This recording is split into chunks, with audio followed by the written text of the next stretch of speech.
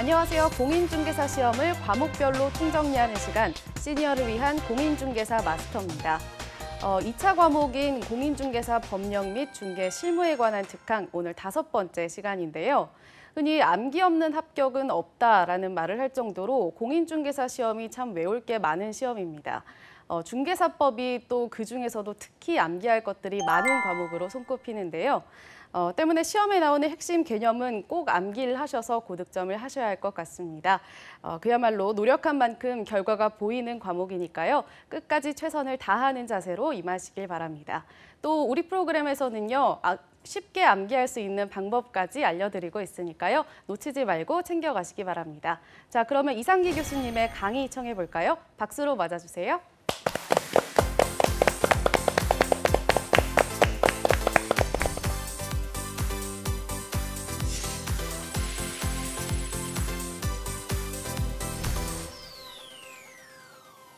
네, 안녕하세요. 자, 공인중개사법 이제부터 또 역시 계속해서 보수를 계산해 보겠습니다.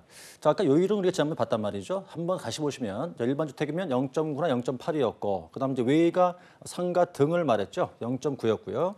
주거피가 두 가지네요. 0.0.4. 요 숫자는 먼저 외우시는 거였고, 이제 국토부 령 기준 그랬거든요. 그러면 어떻게 계산할까 문제인데 산정 방법이죠.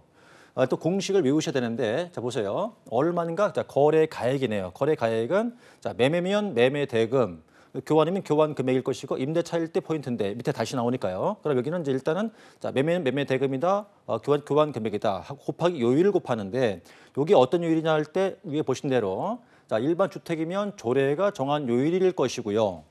그다음에 이제 이것이 일반 주택 외면 0.9로 곱하시는 거라고요. 그러니까 외면 우리가 이제 약정이 없다고 나올 테니까 요일을 곱할 때 얼마 곱할까? 자, 거래 금액에다가 요일을 곱할 때 요 요율은 주택이면 조례가 정한 요율, 외면 0.9를 곱한다는 뜻이 되고요. 그래서 이제 자, 나온 금액이 자, 얼마 나올 거 아니겠어요? 나온 금액이 이제 일반 금액이 나오죠. 일반 금액. 일반 금액인데 우리 양쪽 다 받으니까 다시 곱하기 2가 돼야 돼요. 나온 게 쌍방 금액이니까 이게 이제 보수 총액이라는 뜻이겠죠.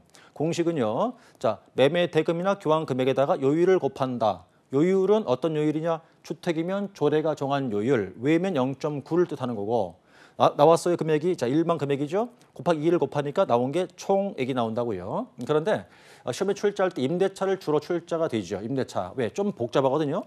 자, 먼저 임대차 보시면 보증금 볼게요. 자, 임대차 보니까 공식이 가로 안에 먼저 보세요. 월 차임, 월세 곱하기 100을 곱해서 보증금을 더합니다. 그러면 자, 이렇게 해서 바로 기준 금액인데 순서가 볼 때요. 자, 월세 곱하기 100 더하기 보증금을 했단 말이죠. 얼마 나왔다고요? 나왔는데 그게 기준 금액인데 거기다가 요율을 곱하게 되고 넘은 일방 곱하기 2가 쌍방 금액인데, 자, 중요한 게 뭐냐면요. 자, 이때 기준 금액이 얼마인가가 중요해져요. 얼마가 중요해지느냐면 자, 임차에서 원래는 원칙은 월세 곱하기 100을 곱합니다만, 자, 보증금을 더해본 결과 5천만 원 이상이면 바로 요율을 곱하면 되지만 5천만 원 미만이면 100으로 하면은 안 돼요. 그때는요. 다시 말씀드릴게요. 자, 공식은 월세 곱하기 100 더하기 보증금 하면 나온 게 기준 금액이다. 그 기준 금액에다가 요율을 곱하면 되는데, 문제는 이 기준 금액이 5천만 원 기준 해서 5천만 원 이상이면 요율을 바로 곱할 수 있는 것이지만, 미만의 금액이 나왔더라. 미만의 금액이면 100이 아니고 70으로 다시 바꿔 곱합니다. 그럼 두 번째 70으로 했을 때 얼마 나올 거 아니겠어요? 그게 이제 실제 기준 금액이 되는 거죠. 그걸 기억하실 건데, 그래서 이제 사실 임대차가 가장 많이 출제가 된다는 게 그 이유 때문에 그런 거고요. 그다음에 이제 건축물이 밑에 보시면 몇 가지 나온 게 있어요. 보니까 건축물의 면적 관련 보수 계산이라는 게 있는데, 우리 일명 주상복합이라 불러요. 주상복합. 한 건물이 이제 주택도 있고 상가 있고 이렇게 됐죠. 그럴 때는 과연 주택인가 상가가 애매할 수 있죠. 그럴 때는 기준이 있습니다. 그럴 때는 자, 전체 면적에서 볼 때 주택 면적이 얼마인가를 따져요. 그래서 주상복합에서 우리 주택 면적이 다 2분의 1 이상이면 전체를 다 주택으로 보는 거고요. 그 미만이다. 그럴 때 주택 외로 본다는 얘기죠. 그러니까 한 건물에 상가 있고 주택이 함께 다 있다다. 그럴 때는 어떻게 볼 것인가? 전체 면적 중 주택이 2분의 1 이상이면 전체를 다 주택화 보는 거고, 미만일 땐 전체를 주택 외 상가로 본다 이 뜻이에요. 상가. 그래서 이걸 기준하는 거고, 여기는 이상이란 말을 주의하시는 거고, 그다음에 이제 금방 설명드린 거네요. 월세일 때 자, 1,100을 곱하지만 5천만 원 미만이면 그때는 70으로 한다. 이거 신경 쓰셔야 되고요. 그다음에는 자, 이제 동일 당사자인데 똑같은 당사자끼리 같은 거의 동일 기회에 매매 계약과 임대차 계약을 둘 이상 거래가 되었더라. 그럴 때는 둘 다 받지는 못하고요. 그때는 자, 매매 계약만 중개한금만 받습니다. 이 뜻이에요. 어떤 뜻일까요? 예컨대 이제 아파트를 지금 팔죠. 파는 사람이 팔면서 그 집으로 세를 또 들어가요. 그러니까 자, 매도인이 곧 임차인이 된다는 얘기가 되는 거고 어떤 자가 아파트를 샀어요. 사면서 동시에 세를 놓죠. 그러니까 동시에 두 사람 같은 사람인데 동일 기회에 두 번 되는 거죠. 계약이. 그럴 때 매매 계약분이라는 거고요. 그렇게 해서 이제 우리가 보수를 받을 수 있게 되고 그다음에 이제 7장으로 가시게 되면 협회가 나오네요. 협회라는 거는요. 약 하나, 많은 두 개까지도 가능성이 있어요. 하나, 두 개. 최소한 두 개는 보셔야 되는데 먼저 협회가 이제 일단 명칭은 공인중개사협회입니다. 성격 보실까요? 성격은요. 민법상 비영리 법인이죠. 자, 민법상 비영리 사단법인입니다. 압축해 보시면요. 자, 민법상 상법 아니죠. 비영리네요. 영리 아니네요. 사단법인이죠. 재단법인이 아닙니다. 그래서 민법 비영리 사단법인이다. 그다음 협회를 만들기 위해서는요. 인가를 받아야 돼요. 인가. 근데 인가주의를 취하고 있죠. 그다음 법인이죠. 그러니까 뭐합니까? 등기해야 되죠. 근데 협회를 반드시 설립을 해야 되느냐? 그건 아니에요. 할 수도 있고 안 할 수도 있어요. 임의 설립주의죠. 그다음 우리가 이제 업자가 됐단 말이죠. 개업 공인중개사가 된 뒤에 협회에 가입하고 탈퇴하는 게 강제냐? 그건 아니에요. 그냥 자유입니다. 그러니까 가입 탈퇴는 자유의사다 이렇게. 그럼 이제 가장 중요한 것이 협회는 이제 만들어진 과정도 있겠습니다만 더 중요한 게 바로 이 두 번째예요. 공제 사업이거든요. 여기서 출자가 주로 돼요. 여기서. 평균 여기서만 한 두 개 쭉 나온다 보셔야 되는데 이제 공제 사업이라는 게 이제 쉽게 말씀을 드리면 어떤 사업이냐? 자, 그 회원인 개업 공인중개사가 중개 사고 났어요. 그래서 이제 피해를 입혔겠죠. 그 피해를 물어주기 위한 사업이에요. 이 사업이. 그래서 바로 이제 그 한마디가 회원인 개업 공인중개사가 중개 사고 냈을 때 그 사고를 수습해 준다고 이해하시면 되겠죠. 배상 책임 물어주는 제도라는 얘기인데 그게 바로 일명 이제 공제 사업이라고 그래요. 그러면 이제 그냥 할 수 있는 게 아니죠. 공제 사업은요 규정을 만들어서 국토부 장관의 승인을 받아야 되고요. 처음도 승인받고 변경도 승인받죠. 어떤 사업 하나 볼까요? 자 보니까 여기서는 이런 식이죠. 바로 배상 책임 보장 위한 사업이거든요. 그러니까 중개 사고를 수습해 준다고 생각하시면 되죠. 자 계약 내용 보니까 네 가지 내용이 나오는데 자 중요한 거는 네 번째 볼까요? 바로 책임 준비금 적립 비율입니다. 이건 외우셔야겠는데 자 책임 준비금 적립 비율은 여기서 자 공제로 수입액의 10% 이상이니까 100분의 10 뜻이겠죠. 문제는 말이죠. 우리가 이제 숫자가 나오면 숫자 가지고는 요즘 잘 문제를 낼 때 그건 바꾸지 않아요. 바꾸지 않는데 앞뒤 용어를 잘 보셔야 돼요. 다시 말씀드리면 숫자가 나왔다 할 때 숫자는 바꾸지 않고 거의 그대로 주는데 앞 용어를 바꿔가지고 문제를 틀리게 한다고요. 지금 공제로 수입액이라고 써놨잖아요. 근데 공제로 지급액 그러면 틀리겠죠. 10%는 맞는데. 그러니까 이런 식으로 볼 때 숫자를 맞게 주지만 앞뒤 용어를 잘 보시라는 뜻이고 이것도 이상이거든요. 그러니까 자 이제 적립 비율은 100분의 10 이상으로 정한다는 거 하나. 그다음에 그 책임 준비금을 다른 용도로 바꿀 수도 있다고요. 전환할 수 있는데 그냥 안 되죠. 그때는 국토부 장관의 승인을 또 받아야 돼요. 용어를 보실 게 이제 먼저 지금은 이런 승인이란 말 나오죠. 여기도 아까 여기도 승인, 여기도 승인이네요. 그다음에 이제 공제 사업을 할 때 사업했단 말이죠. 사업했어요. 자, 1년간 사업했겠죠. 그 실적을 공시해야 돼요. 이제 매년 해야 되는데 언제 하는가 보니까 자 다음 차년도 3월 내죠. 1년간 사업했다. 사업 실적을 공시하자 이거거든요. 운영 실적을. 이거 외우셔야겠네요. 자, 회계연도 종료 후 3월 내에 공시한다. 공시하는데 협회보라 홈페이지 공시 게시입니다. 자, 뭘 공시할까요? 이렇게 외워볼까요, 한번? 자, 외우시죠, 이거. 어떻게 할까요? 공시할 게 뭐냐? 서류 3가지 하고요. 돈 3가지예요. 서류 3개, 돈 3개. 서류가 뭘까요? 대차, 대조표, 손익계산서, 감사보고서 3종류. 그다음 돈이 3가지가 있죠. 수입액, 지급액, 적립액. 이제 외우시는 건데 자 어떤 실적 공시한다? 운영 실적은 서류 3가지 하고 돈 3가지가 있다. 기억하시기 중요하고요. 그다음에 이제 만약에 보세요. 공시 안 하면 이게 500만 원 이하의 과태료예요. 공시 안 하면 이건 반드시 해야 되는 거니까 하나 여기 500이 과태료가 되고요. 두 번째는 재무 건전성 유지라는 게 있죠. 이게 이제 그 공제 사업에 대한 재무 건전성 말하는 거거든요. 자, 자본이면 적정성, 자산의 건전성, 유동성. 이 3가지 기준을 말하는 건데 자, 그에 따른 기준이 몇 가지가 있다? 2가지가 있어요. 요거는 이제 앞 요 3개는 본 법률, 요 뒤에는 대통령인데 요 3가지를 유지하기 위한 기준은 몇 가지가 있다? 다시 2가지. 거기 보는 게요. 지급 여력 비율을 100% 이상 유지. 그다음에 밑에 보시면 대선 충당금의 적립 2가지가 기준이라고요. 다시 말씀드려요. 자, 재무 건전성을 유지해라. 이 3가지 기준을 유지하라. 그럼 그에 따른 기준이 뭐가 있다? 2가지가 있다. 여력 비율 100% 이상 유지. 기니까 줄이시면 대선 충당금의 적립인데 자 비율 볼까요? 좀 아까 우리가 여기서 4번에 책임 준비금은 10% 이상이고요. 여력 비율은 100% 이상이에요. 두 개 바뀌면 안 되고요. 선동안토록 주의하시겠고요. 그다음에 이제 밑에 보시면 자 국장 권한입니다. 국토부 장관의 권한인데 여러 가지가 있죠. 자 국토교통부 장관은 공제사업에 대해서 이렇게 할 수 있어요. 첫 번째 개선하라 명령할 수 있고 두 번째 징계하라 요구할 수 있고요. 전반을 감독도 할 수 있어요. 또 굉장히 큰 권한인 거죠. 그러니까 먼저 개선하라 개선 명령권 할 수 있는데 개선 명령할 수 있다. 명령 주체는 물론 국토부 장관인데 어떤 내용이냐 보세요. 변경, 보유, 손실 처리하라고 명할 수가 있어요. 세 가지죠. 변경하라, 보유하라, 손실 처리하라고 명할 수 있더라. 변경 뭘 변경한다? 방법, 기관, 가격을 변경하라 할 수 있다고요. 자 다시 자 우리 국토부 장관은 권한이 있었다. 어떤 권한이 있었다? 개선 명령할 수 있다. 어떤 명령할 수 있다? 세 가지. 변경하라, 보유하라, 손실 처리하라. 뭘 변경하라? 방법, 기관, 가격을. 왜 보유하고 있어라? 건전치 못해서 자산 상태가. 두 번째, 왜 손실 처리할 것인가? 가치가 없으니까. 이 두 가지는 뭐예요? 자산의 문제죠. 이 두 가지가. 그러니까 변경하라 세 가지가 있고 보유하라는 건 불건전하기 때문에 손실 처리하라. 왜? 가치가 없으니까. 뭐가? 자산 상태가. 그런데 역시 명령 자 이행 안 하잖아요. 그거 역시 500 이하의 과태료. 하나, 두 개, 두 번째죠 지금. 여기서 아까 하나, 두 번째네요. 그다음 두 번째가 이제 임원이죠. 협회 임원에 대해서 징계하라고 요구할 수가 있어요. 징계하라 또 해임하라 할 수 있거든요. 어떨 때 어떻게 했길래 징계할 할 것인가 세 가지 나오네요. 자 공제 규정 위반한 때 좀 공제 규정이 뭐였었어요? 여기 보시면 저 위에 요 내용이 이제 공제 규정 내용이거든요. 이렇게 그 내용이 있는데 자 밑에 두 번째 게 이제 금방 위에 보신 거란 말이에요. 개선 명령 세 가지를 하라고 했잖아요. 그거 안 하면 불이행. 세 번째 재무 건전성 기준을 지켜라고 했었거든요.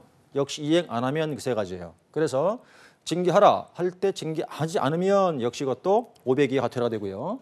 사유 보시죠. 사유. 자 공제 규정 위반, 개선 명령 불이행, 재무 건전성 기준을 지키지 않은 경우에 징계할 수 있다. 이때 불응했을 때 500 이하 과태료. 그러면 이제 500 이하가 벌써 세 번째 나왔죠. 그다음 네 번째, 자 협회 전반 공제 사업만이 아니라 전반도 감독할 수가 있어요. 감독권자는 오로지 국토부 장관만이 감독권자입니다. 이제 그게 불응했다 역시 500 이하 과태료. 네 개째. 그다음에 이제 공제 사업에 자 검사가 나오는데 이제 검사 공제 사업에 검사가 빠졌네요, 그죠? 예, 검사자 있어야 되는데 그럼 이제 금융 말을 줄인 거거든요. 금융감독원 원장은 금가 원장이죠. 국장 말 줄여서 국토부 장관의 요청에 의해서 검사할 수 있어요. 그럼 이 말은요. 원래 검사 권한은 국토부 장관인데 맡긴 거죠. 위임했단 말이죠. 금감원장한테 위임했다니까 금감원장한테 요청해서 검사할 수 있어요. 그러면 실검사권자는요. 금감원장이 검사하죠. 그런데 자 이때 금감원자 검사에 불응했더라. 그 역시 500 이하 과태료인데 이 과태료 부과는 국토부 장관이 한다고요. 또 총 5개군요. 보니까요. 자, 과태료가 이거 중요한 사항입니다. 협회는요. 과태료가 하나, 둘, 셋, 네 개 하고요. 5개 이거 정리하셔야 돼요. 많이 물어보거든요. 자, 첫 번째 운영 실적 공시 안 한 거 하나요. 두 번째가 개선 명령 불이행이 2, 징계하고 불응한 거 3, 감독상 불응한 거 4개, 그리고 조사 검사에 불응한 거 5개 이렇게 돼요. 그래서 이제 5가지가 협회 과태료다 기억하시는 거고요. 5개 몽땅 다 처분권자는 국토부 장관입니다. 자, 이렇게 보시고 그다음 밑에 용어 4개 나오네요. 요거 조심하셔야겠어요. 자, 4개 보시네요. 인가, 승인, 보고, 신고. 이게 바뀌면 안 된다고요. 자, 뭐에 대해서인가요? 뭐를 누구에게? 자, 설립할 때는 인가, 국토부 장관. 그다음 공제 규정은 승인, 역시 국토부 장관이고요. 자, 승인은 아까 또 하나 했던 거예요. 이거 말고도요. 그죠? 책임 준비금을 타용도로 전환할 때도 승인 받았거든요. 2가지. 그다음에 총회 의사항은 보고, 몽땅 다 국토부 장관이죠. 그 네 번째 이제 신고하는 게 있네요. 지부를 설치했거나 지회를 설치하는 건데 이 지부는 시도에 하나 두거든요. 그러니까 시도지사한테 신고한다. 지회는 시군구에 두거든요. 그러니까 시군구 신고하는 것이죠. 그래서 4가지가 이렇게 하면 틀린 거라고요. 뭐가요? 협회는 설립에 대해서 인가를 받는다고 해야지 설립을 승인한다. 그럼 틀린 거고 공제 규정은 또 승인 받는다고 해야지 공제 규정을 인가 받는다. 그럼 틀리겠죠 또. 그렇게 바뀌지 않도록 주의하시는 게 중요하고요. 협회는 특히나 공제사업 쪽을 신경 쓰고 계셔야 돼요. 자, 또 하나 있군요. 그게 운영위원회예요. 협회 내용이죠. 그것도 여기서 하나 좀 출제가 됩니다. 운영위원회. 자, 이제 운영위원회는요. 자, 협회에다가 두고요. 자, 협회에다 두는데 필수적이죠. 운영위원회는요. 두어야 한다는 거예요. 둔다, 두어야 한다. 둘 수 있다 안 되죠. 뭐 어떤 일을 하는 건데 자, 업무가 뭐냐? 이런 업무를 한다고 이렇게 해요. 어떤다? 자, 기본 방침, 뭐 예결산 등에 대한 사안을 심의하고 업무 집행을 감독합니다. 그렇게 하는 건데 또 어떻게 위원수 구성되나 볼까요? 총 19명이네죠. 19명으로 구성이 됩니다. 19명. 이런 자들이거든요. 암기는 할 필요 없어요. 암기하진 않고 암기할 필요는 없는 건데 다만 전체가 19명으로 구성된다는 거죠. 이내로 구성한다. 자, 이런 일들인데 이거를 암기가 힘들어요. 힘든데 이렇게 해볼까요 한번? 자, 첫 번째 기본 방침이 하나. 그다음에 예결산, 차입금, 예산 집행, 공제금 등과 그 요율이면 예결산, 차입금, 예산 집행, 공제금 느낌이 어떤 느낌이 오세요? 느낌이 돈이에요, 돈. 그러니까 자 방침이 하나, 돈 관련된 게 하나, 둘, 셋, 네 개 묶어놓고 그다음에 하나가 뭐냐? 공제약관 등에 대한 재정, 개정, 폐지죠. 그래서 어떤 문제 말할 때 업무 내용은 세 가지로 묶으시면 좀 좋을 것 같아요. 세 가지가 뭐냐? 기본 방침, 돈에 관한 사항 등과 약관 등에 대한 재정, 개정, 폐지 이렇게라도 이게 참 외우기 힘들어서 부담이 가는 거죠. 그렇게 세 개를 좀 묶어놓으시면 좋을 것 같고 그다음에 이제 구성 보니까요. 어떻게 구성되나 볼까요? 자, 일단 구성 보니까 자 먼저 국토부 소속 공무원도 있고요. 그다음에 이제 협회장도 있고 임원 등이 있는데 여기서 자 협회장과 임원 이 두 사람은요. 전체 19명 이내에서 그들은 3분의 1 미만만 돼야 돼요. 3분의 1 미만. 그게요. 여기 있네요. 그죠? 협회장, 임원은요. 전체 3분의 1 미만만 돼야 된다. 미만. 신경 쓰셔야 돼요. 미만. 이하 아니네요. 이하. 이 미만이다. 이렇게. 나머지가 이제 뭐 그럼 크게는 자 공무원, 협회 사람 둘, 그다음에 이제 추천을 해서 누가요? 협회장이 승인을 받아서 위촉되는 사람들이 이런 사람들이 있습니다. 이렇게. 이건 참고로 보시면 되겠네요. 대충 보니까 이제 뭐 부교수도 있죠. 그다음 뭐 전문가도 있고요. 변호사, 회계사, 공인중개사 등도 있고 공제 5년 종사한 사람도 있습니다. 이렇게 했을 때 이것이 이제 그 협회 내용에서는 두 개 좀 출제할 텐데 이 운영위원회가 하나를 차지한다 보셔야 돼요. 협회를 정리하시면 좋겠고요. 그다음에 이제 8장으로 가시게 되면 이제는 지도, 감독상, 명령, 행정, 처분이 나오는데 그 우리 과목을 공부하실 때 가장 좀 힘이 드시고 가장 애를 먹는 게 이 단원입니다. 여긴 다 외우셔야 돼요. 다. 그래서 참 이게 부담이 많이 가는 그런 이제 부분인데 어차피 뭐 우리가 또 해내야 되고 그죠? 우리가 해내야 되는 거니까 어쩔 수 없이 이제 외우셔야 되는데 좀 부담이 가긴 가죠. 그럼 이제 일단은요. 감독을 누가 누구에게 어떤 처분이냐의 문제거든요. 감독상 명령하는 자와 받는 자 이렇게 되는데 이게 이제 이렇게 보면요. 감독권자는 당연히 행정관청일 거 아닙니까? 감독하는 거니까. 그러니까 누구냐면 국토부 장관, 그다음에 시도지사, 그다음에 등록관청도 감독관청인데다가 법인인 경우에 영업소 있었죠. 그걸 분사무소라고 그러잖아요. 분사무소를 관할하고 있는 시, 군, 구청장도 감독을 한다고요. 그럼 이들이 감독권자인데 누굴 감독할까 해서 대상자 보이시는군요. 자, 개업공인중개사, 그다음에 소공 포함해서 거래정보사업자, 무등록도 감독을 받는다고요. 그러면 이렇게 볼까요? 누가 누굴 감독할까? 자, 개업공인중개사한테는요. 국토부 장관, 시도지사, 등록관청이 전부 감독을 다 할 수 있어요. 그다음에 소공도 역시 마찬가지거든요. 그런데 정보사업자한테는요. 이 정보사업자는요. 오로지 국토부 장관만 감독을 해요. 감독을 한다고요. 그다음에 무등록 중개업자 나오죠. 무등록은 앞서 우리 배운 바에 뜻이 이제 등 폐취로 배웠단 말이죠. 자, 무등록인 경우는 똑같이 국토부 장관 등이 감독을 다 합니다. 그러면 이제 우리가 이렇게 보실 게 개업 공인중개사는 감독하는 관청이 전부 다 감독할 수 있지만 정보사업자하고 또 하나 있는데 협회인데 그 두 군데는요 국토부 장관만 감독한다. 이거 기억하셔야 돼요. 자, 그다음에 일단 그러면 중요한 게 이제 개업 공인중개사가 중요할 테죠. 이자한테는 감독을 다 한다라. 그럼 어떨 때 감독할까? 요건이 나오네요. 두 가지가 나오죠. 이럴 때 감독하겠답니다. 첫 번째, 자 거래 동향을 파악하기 위해서. 어떻게 거래되고 있나 동향 파악하기 위해서. 두 번째는요.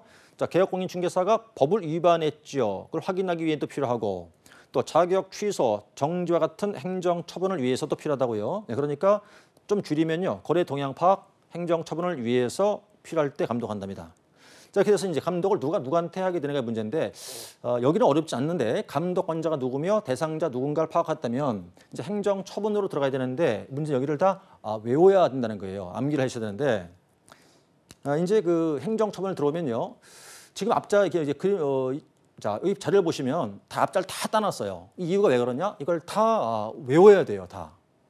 이게 참 쉽지 않은데 뭐 외우는 것이 시험 날까지 외우시면 될 테니까 그죠? 전날까지만 암기를 하셔야 된다고요. 제일 먼저 나온 게 이제 공인중개사의 자격 취소거든요. 자, 앞잘 땄죠. 부양정직인데 그 부자 부정 취득이에요. 자격증을 이제 부정하게 땄다는 뜻이에요. 부정 취득했다. 자, 이건 양자니까 양도대여거든요. 빌려줬다는 얘기죠. 양도대여했다. 근데 여기 보니까 양도대여한 거는요. 자, 1-1을 병과한다 써놨어요. 뭔 뜻일까? 1년 이하 징역 또는 1,000만 원 이하를 가치한다는 뜻입니다. 그래서 양도대여하면요. 자격 취소가 되고 더해서 이제 1년 이하 징역 1,000만 원 이하까지가 가치한다는 뜻이고요. 그다음에 이제 누가 빌려준 걸 알았어요. 누가 빌려줬다는 거죠. 알았어. 그럼 그 사안을 신고한 자한테 포상금 줍니다. 그 사안은 이제 신고한 자한테 포상금 주는 제도가 되기도 하고요. 그다음에 이제 세 번째가 정자가 보이실 텐데 요거는 정자 의미가 두 가지 있거든요. 첫 번째가 자격 정지 중 업을 영위한 게 하나가 있고요. 그다음에 그 기간 중에 이제 이중 소속이 된 게 있어요. 그럼 이건 이제 세 번째 누구냐면요. 요거는 모든 공인중개사가 해당하는 게 아니라 이건 이제 소속 공인중개사한테만 해당되는 사유입니다. 요거는 세 번째 거는요. 그래서 자, 정지인데 이건 자격 정지거든요. 자격 정지 기간 중 업을 했거나 이중 소속이다. 그러면 그거는 자격 취소하고 역시 1년 이하 징역, 그다음 1,000만 원 이하를 병과한다는 뜻이고, 그다음에 여기는 징역형 써 있는데요. 자, 이건 이 법, 공인중개사 법을 말한 거거든요. 징역형 실형 선고나 아니면요 집행유예가 됐다고요. 그것도 자격이 취소입니다. 그런데 하나 주의하실 게, 자, 이게 이 법일 때 그렇지 다른 타 법일 때는 그렇지 않잖아요. 괜찮아요. 그러니까 징역형 선고된다 하더라도 취소될 일은 없죠. 그래서 네 가지 외우시는 게 중요하고요. 여기는 어차피 설명보다 암기가 선행이 돼야 돼요. 자, 두 번 자격 정지 볼까요? 그럼 자격 정지란 거는요. 이거는 모든 공인중개사가 아니고 이제 소속 공인중개사일 때만 적용되는 사유입니다. 왜냐하면 이 자격 정지가 되는 자는요. 소속 공인중개사뿐이거든요. 역시 외우셔야 돼요. 첫 번째, 이중 소속. 뜻은 뭐 어렵지 않죠? 자, 그것도 1년 이하 징역 1,000만 원 이하 병과한다. 자, 이자 또한 인장을 등록해야 되거든요. 인장 등록을 안 했거나 사용 안 했겠죠. 두 번째, 확인 설명이니까 확인 설명을 하지 않았다든가 자료를 제시 안 했다 등등해서 확인 설명자만 들어가 있으면 정지가 되고, 그다음에 이제 거래 계약서는 뭐 서명 안 했거나 날인 안 했거나 등이 있을 거라고요. 그런 상황이고, 그다음에 이제 금지행위가 나오는데 요거는 우리가 앞서 공부한 바가 있어요. 금지행위가 바로 뭐냐?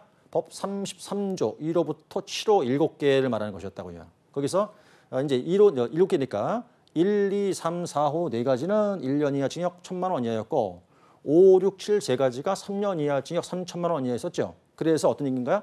관련 조항 형벌을 병과한다는 얘기는요. 관련 조항, 그러니까 자 1, 2, 3, 4, 5는 1년 이하 징역 1,000만 원 이하를 병과한다. 5, 6, 7, 5는 3년 이하 징역 3,000 이하를 병과한다 그 뜻이에요. 근데 외우시는 수밖에 없는 거고 여기는. 그다음에 이제 자 밑에 보시면 그럼 취소를 누가 할까요? 취소 누가 할까 볼까요? 자격 취소를 하든 자격 정지를 하건 무조건 이거는 교부한 시 도지사만 고유 업무예요. 고유 업무거든요. 다시 말씀드려서 자, 둘 다입니다. 자격 취소하겠다, 자격 정지하겠다. 누가? 오로지 자격증을 교부한 시 도지사만이 처분권자입니다. 절대 다른 사람 못하는 거라고요. 그런데 이제 이럴 수 있을 거라고요. 어떻게요? 자격증을 교부한 시 도지사하고요. 관할 시도가 서로 다를 수가 있어요. 그거 어떻게 할 것인가? 그래도 무조건 처분은 교부한 시 도지사만의 고유 권한이에요. 다만 다를 때는요. 자, 관할하고 있는 시 도지사가 처분에 필요한 절차를 먼저 이행하지요. 그게 뭐냐? 취소하기 위해서 한다는 청문, 정지할 때 한다는 의견 청취를 먼저 합니다. 관할에서. 그다음 어떻게 합니까? 교부시도로 통보한다고요. 그러면 이제 교부한 시 도지사가 필요한 처분을 하게 되죠. 자, 했어요. 한다 어떻게 합니까? 날짜 보이네요. 자, 5일 이내에 이를 보고 통보인데, 자, 보고는 누구한테 하느냐? 국토교통부 장관한테는 보고, 그다음 다른 시도로는 통보가 돼야 한다고요. 이렇게. 그래서 이제 중요한 포인트는요. 좌우지간 취소나 정지는 무조건 교부한 시도지사의 권한이다. 그럴 때 관할과 교부시도지사가 서로 다르면 청문 등은 관할에서, 그다음 통보하면 이제 교부한 시도지사가 처분한다고 기억하셔야 돼요. 그다음 자격 취소가 됐죠. 자격증 반납해야 되죠. 당연히. 며칠입니까? 7일 합니다. 누구한테 할까요? 당연히 교부한 시도지사한테 반납해야겠죠. 이때 7일 내 반납하지 않으면 이것도 100만 원 이하의 과태료예요. 또 이것도. 그래서 이제 7일 내 반납한다는 겁니다. 여기까지가 공인중개사의 자격 취소와 자격의 정지였고요. 그다음에 이제 많은 내용이 나올 텐데요. 그다음에 자, 개업 공인중개사에 대한 절대적 취소, 상대적 취소 등이 나오게 된다고요. 마찬가지 다 외우셔야 돼요. 여기는 이제 짧게 보니까 최근 1년 내거든요. 1년 내 정지를 2번은 받았어요. 받고 1번 위반을 또 합니다. 자, 횟수만 됐어요, 여기서. 자, 1년 내 정지를 2번 받고 1번 더 위반했다. 정지만 총 3번째면 절대적 취소. 양도 당연한 얘기죠. 그다음에 이제 여기 보니까 이중 등록, 이중 소속 전부 다 절대 취소이고 1년 이하 징역, 1,000원 이하 병가되고요. 그다음 배웠던 결격 사유, 뭐 부정 등록, 해산 이거는 이들이 외우실 수밖에 없는 거고. 그다음에 이제 두 번 상대 취소라는 얘기는 취소할 수 있다, 할 수 있다, 할 수 있다인데 자 정호 이해하셔야 되는 게 여기는 이제 위에 거야 절대 취소지만 요 밑에 거는 할 수 있다는 뜻이 뭐겠어요? 할 수도 있고 안 할 수도 있다고요. 어떤 뜻일까? 취소할 수 있겠지만 안 할 땐 대신해서 업무 정지한다 그런 뜻이에요 또. 그러니까 이 구분하실 때 자, 상취 줄인 거죠. 상취 사유는 취소할 수 있다는 뜻이다. 어떤 뜻일까? 할 수도 있고 안 할 수도 있다. 그럼 취소하겠지만 안 할 땐 대신 정지한다는 뜻이니까 둘 다 될 수 있다는 거예요. 첫 번째 이제 이건 전속계약 배우신 거란 말이죠. 전속계약 됐을 때 아예 공개 안 한 거 정보를 공개하지 마세요. 그런데 공개한 것 등. 그다음 이제 거래계약서, 뭐 거짓 기재했다, 이중계약서, 다운계약서 얘기하는 거죠. 6개월 초과 무단 유업한 거, 그다음 등록 기준에 미달된 경우, 그다음에 이제 금지 행위 나오네요. 이것도 전부 다가 7개 싹 전부 다가 이제 상취가 되는 사유인데, 그거는 이제 여기 보시니까 해당 조항 형벌을 병과한다 마찬가지예요. 7개잖아요. 그럼 4개는 1년 이하 징역 1,000만 원 이하가 되는 거고, 3개면 3년 이하 징역 3천 이하가 되겠죠. 그다음 사무소를 2개 둔 거 있죠. 자 그런 것도 상취가 되고, 자 임시 시설물 우리가 보통 이제 파라솔 같은 거 치잖아요. 파라솔 그것도 마찬가지로 이제 어쨌든 그것도 상취가 되기 때문에 이것도 형벌 병가된 얘기죠. 그러면 이제 상취는 이거 외에도 여기까지 보니까 자 최근 1년 내 3번 이상이 나오네요. 이 얘기는 말이에요. 1년 내 3번 이상 업무 정지나 또는 과태료를 받고 한 번 더 4번째예요. 그다음 보증 설정 위반이죠. 법인이 14조에 6개 겸업이 있었거든요. 그 위반한 사항이고요. 자, 그다음에 독점 규제법인데 자, 2년 내 2번 정도의 시정 조치된 경우 말한다고요. 여기는 이제 외우시는 게 중요하다는 얘기죠. 그러니까 자, 이래서 상대 취소는 1년에 한 번 위반했다. 그럼 뭐예요? 업무 정지가 되고 또 1년 2번째 위반됐다. 그럴 때는 취소가 된다고요. 그래서 횟수에 따른 차이인데 정지가 되는 경우도 있고 취소가 되는 경우도 있어요. 그러다 보니까 상대적 취소라고 표현하는 거죠. 여기까지 해서 이제 어쨌든 그러면 여기 밑에 상취가 보셨겠고 그 다음이 이제 업무의 정지거든요. 자, 업무 정지부터는 다음 강 넘겨 지나겠습니다. 자, 지목 마치고 다음 강에서 계속 이어가겠습니다.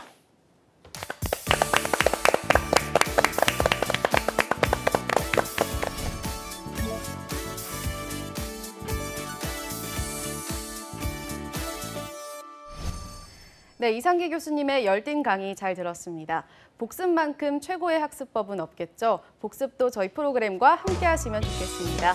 오늘 방송 다시 보고 싶으신 분들은요. 유튜브나 한국직업방송 홈페이지 통해서 다시 보실 수 있으니까요. 많은 관심 부탁드립니다.